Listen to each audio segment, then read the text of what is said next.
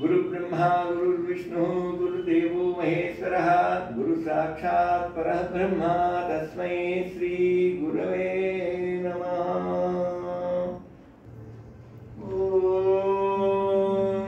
धाता पुरस्ताद् यमुनाजहर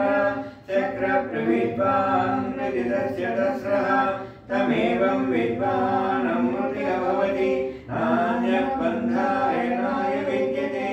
सहस्रशीर्षं देवं विश्वाक्षं विश्वशम्भुवं विश्वं नारायणं देवमक्षरं परमं पदं विश्वतः परमान् नित्यं विश्वं नारायणं हरिं विश्वमेवेदं पुरुषस्सद्विश्वमुपजीवति पतिं विश्वस्यात्मेश्वरगं शाश्वतगं शिवमच्युतं नारायणं महाज्ञेयं विश्वात्मानं परायणं नारायणपरो ज्योतिरात्मा नारायणः परः नारायणपरं ब्रह्मा तत्त्वं नारायणः परः नारायणपरो ध्याता ध्यानं नारायणः परः यच्च किञ्चित् जगत् सर्वं दृश्यते श्रूयतेऽपि वा अन्तर्बहिर्जितः सर्वं व्याप्य नारायणस्थितः अनन्तमव्ययं कविगुं समुद्रेऽनन्तं विश्वशम्भुवं पद्मकोशप्रतीकाशकं हृदयं चाप्यधोमुखम् अधो निश्यावितश्चान्तेनाभ्यामुपरितिष्ठति ज्वालमालाकुलं भाति विश्वस्यायतनं महतु सन्ततगं शिलाभिस्तुलं बच्चाकोशसन्निभं तस्यान्ते सुशिरगं सूक्ष्मं तस्मिन् सर्वं प्रतिष्ठितं तस्य मध्ये महानग्निर्विश्वातिर्विश्वतोमुखः सोऽग्रवद्विभजन्तिष्ठन्नाहारमजरकविः तिर्यगूढमनश्चायैरश्मयस्तस्य सन्तता सन्तापयति स्वं देहमापाततलमस्तकः तस्य मध्ये वैदिशिखामणियोर्ध्वा व्यवस्थितः नीलतो यतमध्यस्तात् विद्युल्लेखे भास्वरा नीवारसूखवत्तन्वी पीताभास्वत्रणोपमा तस्याः शिखाया मध्ये परमात्मा व्यवस्थितः स ब्रह्मः स शिवः स हरिश्चेन्द्रः सोऽक्षरं परमस्वराट् योपां पुष्पं वेद पुष्पवान् प्रजावान् वसुमान् भवति चन्द्रमा वां पुष्पं पुष्पवान् प्रजावान् वसुमान् भवति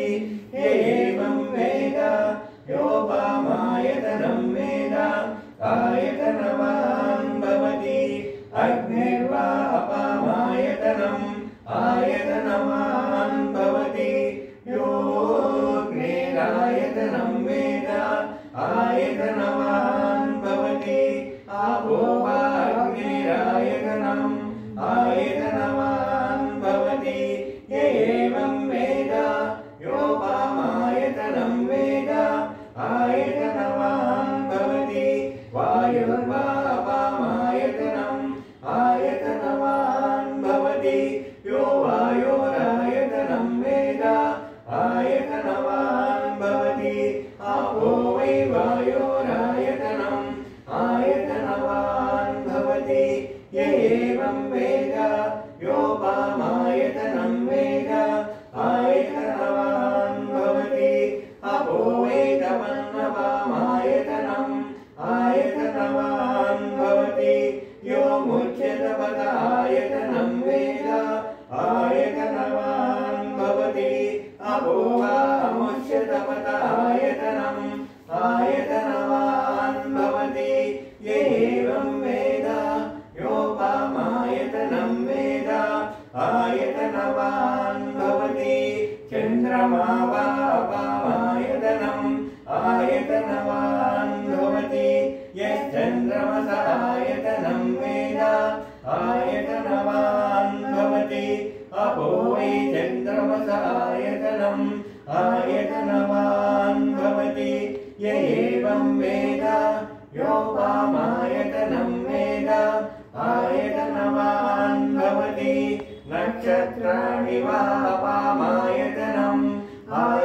आयतनवान् भवति यो नक्षत्राणामायतनं वेद आयतनवान् भवति अहो वै नक्षत्राणामायतनम् आयतनवान् भवति य एवं वेद योपामायतनं वेद आयतनवान् भवति पर्जन्यो वा अपामायतनम् आयतनवान् भवति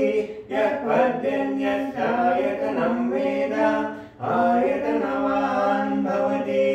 अपो वै पर्जन्यस्यायतनम् आयतनवान् भवति एवं वेद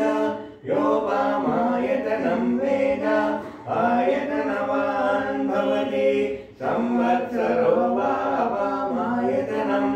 आयतनवान् भवति यः संवत्सरस्यायतनं वेद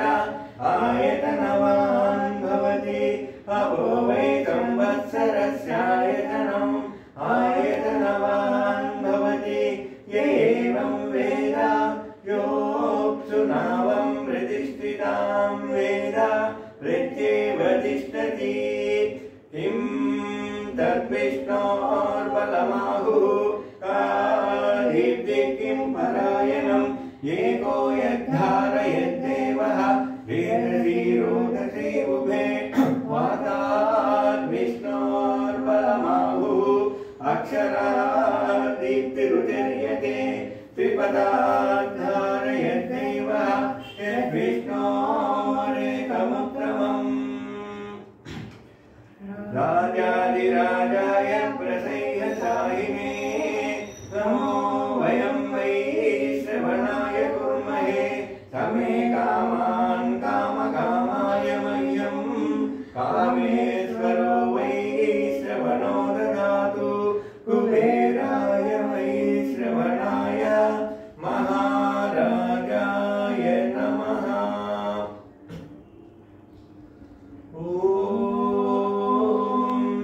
ब्रह्मा ॐ तद्वायु ॐ तदात्मा ॐ तत्सत्यम् ॐ तत्सर्वम् ॐ तत्पुरोर्नमः अन्तर्जनति भूतेषु गुहायां विश्वमूर्तिषु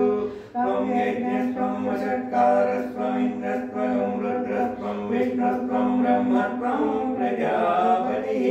त्वं तदा परमापो ज्योतिरसोऽमृतं ब्रह्मभूर्भुवस्सुवरो तद्विष्णो परमं पदकं सदा पश्यन्ति सूरयः दिवीव चक्षुरागतं तद्विप्रासो विपन्नवो जागृतां तत्समिन्धते विष्णो यत्परमं पदं हृदकं सत्यं परं ब्रह्मपुरुषं कृष्णपिङ्गलम् ऊर्ध्वरेतं विरूपाक्षं विश्वरूपाय वै नमो नमः। नारायणाय विद्महे वासुदेवाय धीमहि तन्नो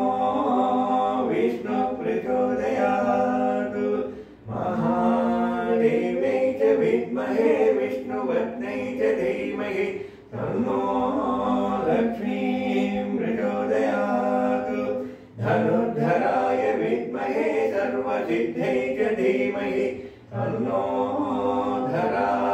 प्रचोदयात् विष्णुपत्न्यै च विद्महे श्रीभूषक्ष्यै च धीमहि तन्नो नीला प्रचोदयात्। वासुदेव।